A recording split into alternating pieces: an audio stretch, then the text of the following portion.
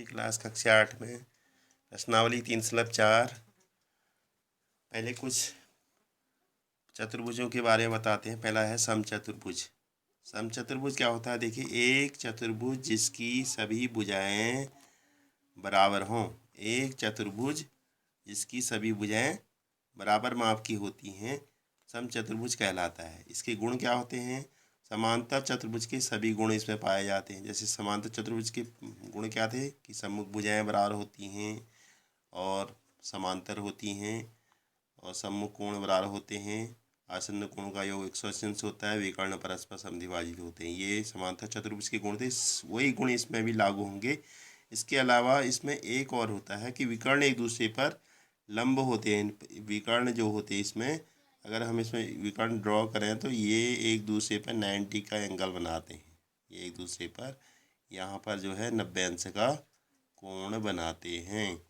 ये समचतुर्भुज के इसमें ऐड होता है। बाकी समांतर चतुर्भुज के सभी गुण इसमें लागू होते हैं।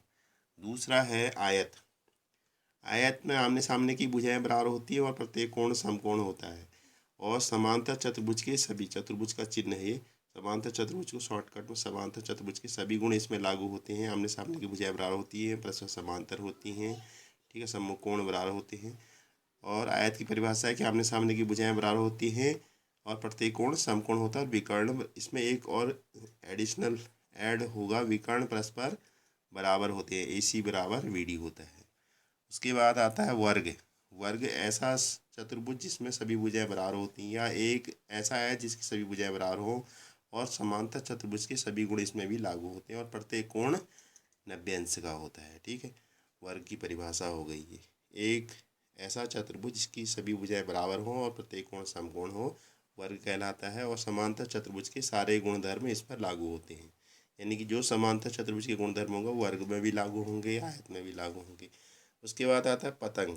पतंग एक ऐसा चतुर्भुज जिसमें दो आसन्न भुजाएं बराबर है। आसन्न का मतलब जैसे एक भुजा ये है, ये और ये AD और AB आसन्न भुजाएं, और CD और BC, तो आसन्न भुजाओं का युग्म बराबर होता है। जैसे AD बराबर AB होगा और CD बराबर BC होगा, उसे हम पतंग कहते हैं।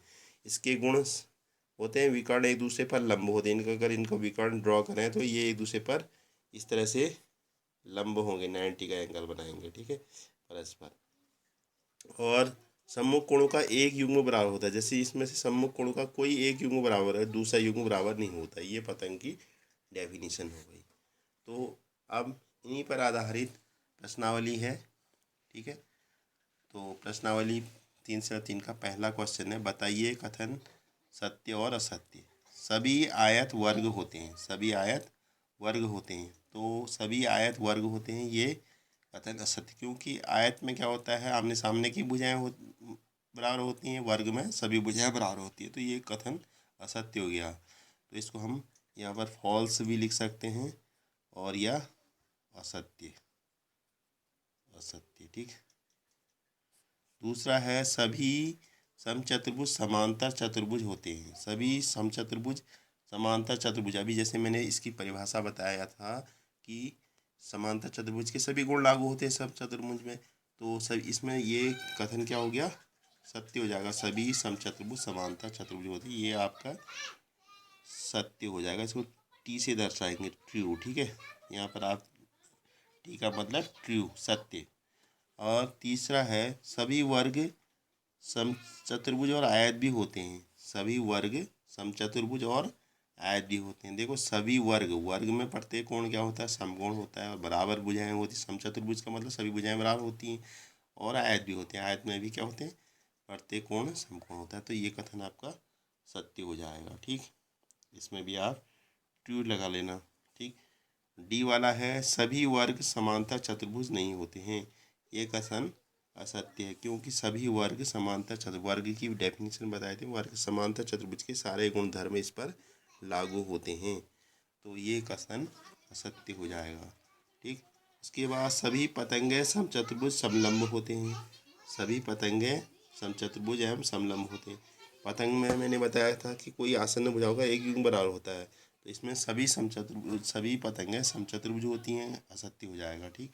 तो ये आपका फॉल्स हो जाएगा, इसको फॉल्स कर देंगे, ठीक। और उसके बाद है, सभी समचतुर्भुज समलंब पतंग होते हैं। सभी समचतुर्भुज समलंब पतंग होते हैं। समचतुर्भुज में क्या होता है, कोई एक युग्म समांतर चतुर्भुज होता है, समलंब में भी कोई एक युग्म समांतर होता है। तो ये कथन आपका सत्य हो जाएगा, ठीक है। और अगला है सभी समांतर चतुर्भुज समलंब होते हैं, ये भी सत्य है, क्योंकि समलंब की डेफिनेशन क्या है कि ऐसा चतुर्भुज जिसमें कोई एक युग्म समांतर होता है। तो सभी समांतर चतुर्भुज समलंब हो सकते हैं, सत्य हो जाएगा, ठीक है। इसको ट्रू कर देंगे। अगला है सभी वर्ग समलंब होते हैं, इसमें भी वही कोई एक युग्म समांतर होता है समलंब में, तो ये पाया जा रहा है समलंब की डेफिनेशन वर्ग में भी, तो ये आपका सत्य हो जाएगा, ठीक है। ये आपका पहला क्वेश्चन कंप्लीट हो गया।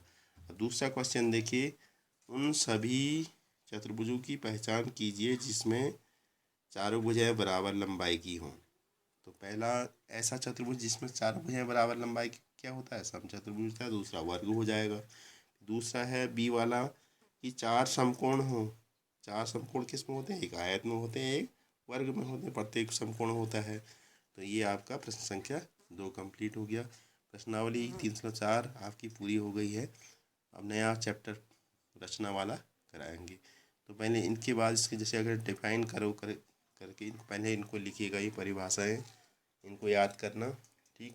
आयत किसे कहते हैं, समचतुर्भुज किसे कहते हैं, ठीक। उसके बाद ये सत्य और असत्य कथन बनाने हैं। प्रश्नावली कंप्लीट है आपकी।